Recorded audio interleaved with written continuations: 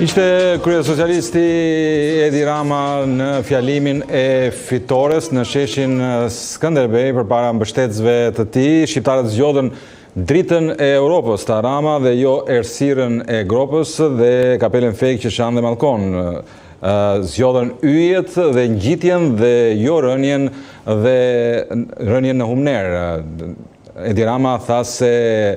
do të mbyllen negociatat në 2027, ndërsa karrigja e Shqipërisë në Bashkimin Evropian do të jetë në 2030. Ai nuk ka lënë pa përmendur edhe partitë e vogla opozitare, pra të cilat tha se i përgëzon për një betejë jo të lehtë pra në këto zgjedhje. Por për më shumë detaje do të lidhemi me gazetaren tonë e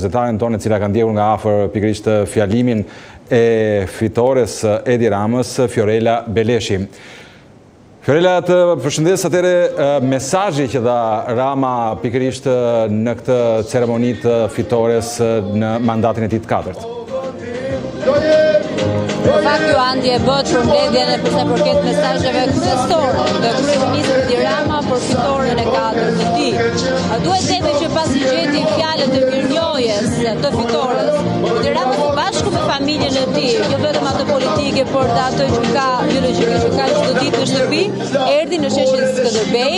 duke falendëruar shqiptarët që me 11 maj i dhanë besimin për të shqipërisur dhe 4 vite të tjera vendit tonë. Nga ana tjetër, zoti Rama tashmë e ka detyrim dhe përgjegjësi të mbajë fjalën për premtimin që i dha shqiptarëve me të cilin kërkoi dhe mandatin e katërt, mbylljen e negociatave deri në 2027, pavarësisht se ne kemi përgjigjur se kjo nuk është vetëm në dorën e tij, por ai ka treguar dhe u ka kërkuar gjatë fushatës që duhet të japin votën që zoti Rama në krye të Shqipërisë të tillë me Partinë Socialiste të dërgojë Shqipërinë deri në 2030 në Bashkimin Evropian si një antare me të drejta të plota. Nga ana tjetër nuk ka lënë pasulmuar kundërshtarët politik, të vjetër apo të rinj, duke treguar që zgjodhet Partia Socialiste si një mënyrë si hye të rreshtuara kundër një alternative të cilat nga njëra ndërkonte në humner, por nga ana tjetër për të rejat të cilat nuk ishin një alternativë sa për ta mundur partinë e tij. Por ka bërë një mea culpa ndaj familjes, ndaj bashortës, fëmijëve të tij, por dhe nënës së tij të tjerë, duke kërkuar falje për të gjithë baltën e hedhur mbi ta, sipas tij për shkak të detyrës që mban krye familjari. Nga ana tjetër, ai deklaroi që nuk janë këto ditët më të mira, por më të do të vinë në vazhdim,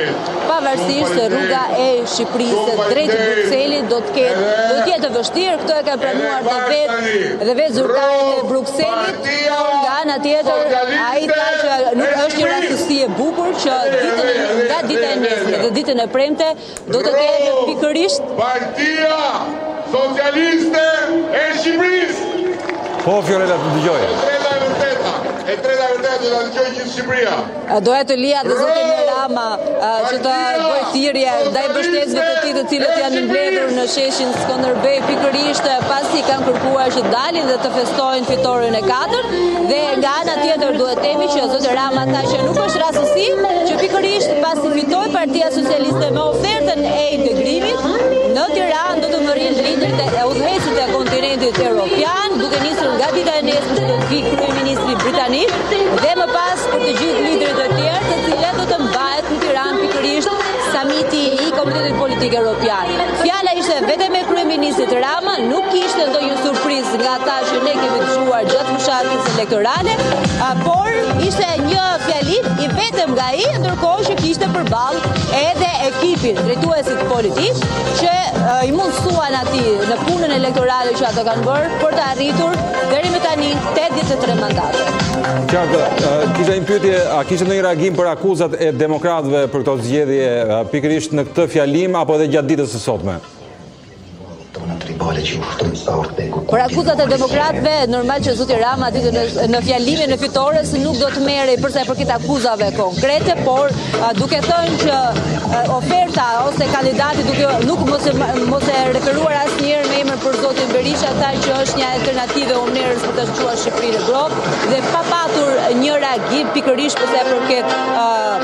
sulme punëve si pretendon Partia Demokratike që ka patur një krim elektoral në zgjedhjet e 11 maj. Janë, duhet themi, disa akuza që në fjalimet e fitores nuk do përmendeshin jo në këtë fitore të 4 me këtë shumicë që ka marrë, por edhe nuk pretendon që edhe Zoti Berisha t'i kthejë përgjigje Zoti Rama tani, por i sulmoi ata, reagoi jashtë ndaj tyre të njëjtën gjë që ka bërë gjatë fushatës, duke treguar që edhe pse Zoti Rama tashmë do të qeverisë vendi për 4 vite të tjera me një shumicë më të madhe se sa ajo të tretin sërish, retorika e tij politike mbetet e njëjtë. Qartë, Fiorella, duke vazhduar pikërisht me komitetin politik europian që fillon pra në datën 16, por që për 3 ditë pra Tirana do të jetë në qendër të Europës, siç tha dhe Krye Socialisti Rama. Pyetja ime është pse është kaq i rëndësishëm komiteti dhe çfarë pritet të arrihet pra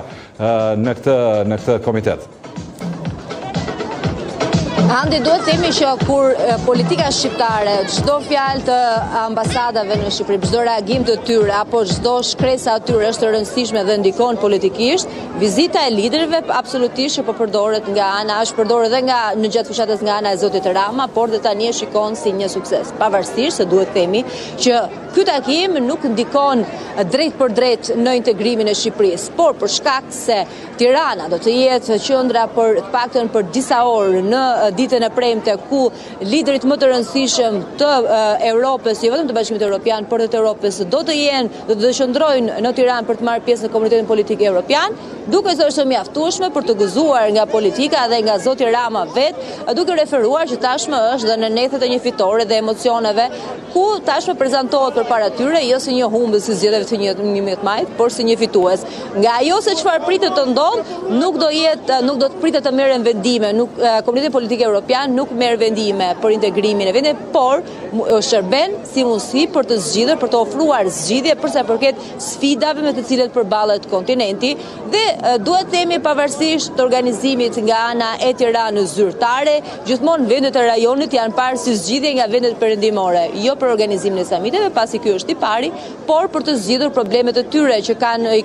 po përballen prej këtyre viteve, siç është emigracioni i palishëm, ku edhe në samitet e tjera të komunitetit politik evropian pikërisht është vendosur në diskutimet në tryezat e ngushta pa kamra, është vendosur që Shqipëria të bëhet një streh për emigrantët duke ndërtuar dhe kampe. Nga ana tjetër, me interes do të jetë edhe dita e nesërme kur kryeministri britanik do të dalë në konferencë me homologun shqiptar Zoti Rama, nëse do ketë një reagim përse përket dhe pretendimit paktën nga mediat e huaja që Britania pritet të kërkojë Shqipërisë për të pritur edhe për të mbajtur në territorin tonë emigrantët të cilët kërkojnë, apo emigrantët të palishëm gjithmonë të cilët kërkojnë të futen në territorin britanik. Fiorella Veleshit, falenderoj për këtë lidhje.